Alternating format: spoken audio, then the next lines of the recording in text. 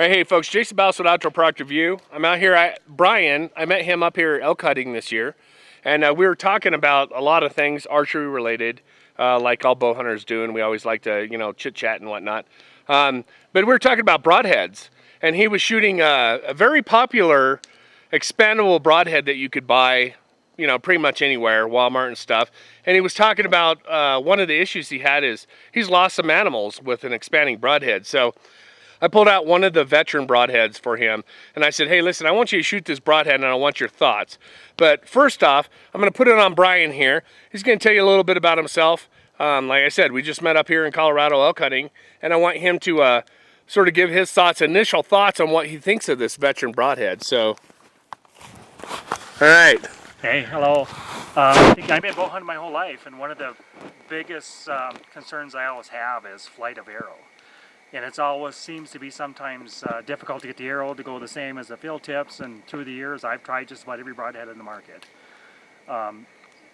Expandables seem to be kind of the hot thing. Of course, it's all over TV, and every celebrity seems to be using them, but man, from my own personal experience, I've lost a lot of deer with expandables or cut on impact. And Jason showed me this broadhead, which already, as you can see, has it's going to cut on impact, which for me is pretty exciting. If it flies close to a field tip, which to be honest, I did already shoot it, and I was impressed. It looks like a good broadhead.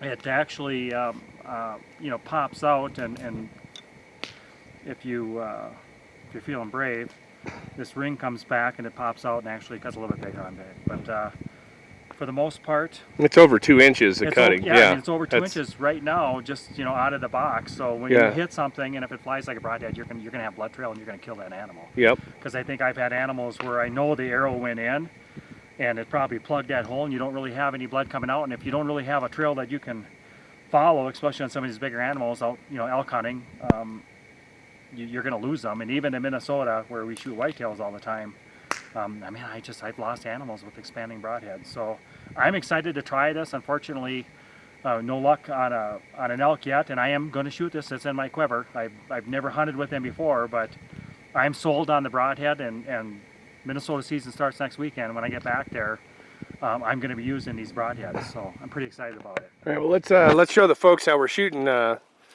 Your bow's pretty tuned in. We were sort of shooting together a little bit, folks, and that's when I first pulled out the broadhead, and I said, hey, try this.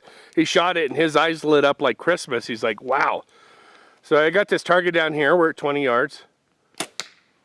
I mean, it's... what do you think? It flies right where you aim it. It flies. There's no, back where you gotta, you're shooting one broadhead, and then maybe go to a fixed broadhead or something like that, and you're gonna adjust your sights a little bit. This is dead on. I'm impressed with the flight. Yeah, it really does a heck of. Well, I hope I'm going to leech.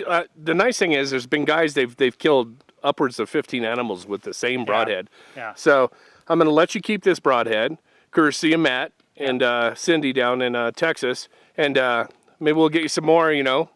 Send us some pictures. Let us know what you think. But tell you, it's pretty cool. Sort of a nice meeting somebody up here that's a bow hunter, and he wants to find new products. And I've always got cool new junk to show.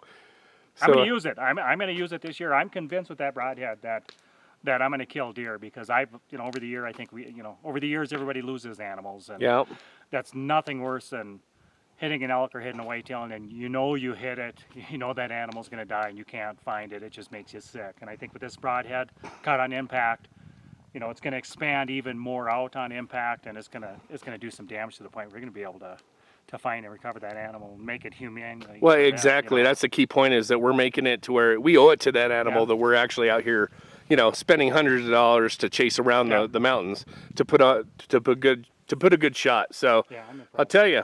All right. Well, folks, I'm telling you. Yeah.